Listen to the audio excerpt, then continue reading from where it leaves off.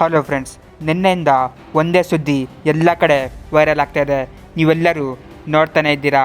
ನಟ challenging star Darshan ವಿರುದ್ಧ ಒಂದು ಕೊಲೆ ಕೇಸು ದಾಖಲಾಗಿದೆ. ಯಾರು ಕೂಡ ಊಹೆ ಮಾಡಿರಲಿಲ್ಲ.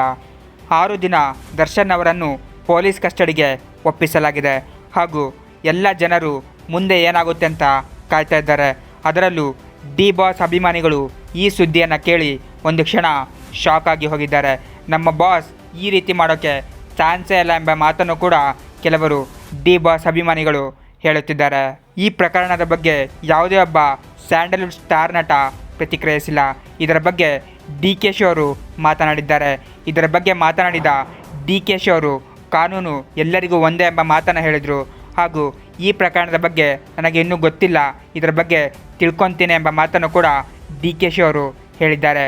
ಇವರು ಮಾತಾಡಿರುವ ಕಂಪ್ಲೀಟ್ ವಿಡಿಯೋನು ನಾನು ಡಿಸ್ಕ್ರಿಪ್ಷನಲ್ಲಿ ಹಾಕಿರ್ತೀನಿ, ನೀವು ನೋಡಬಹುದು.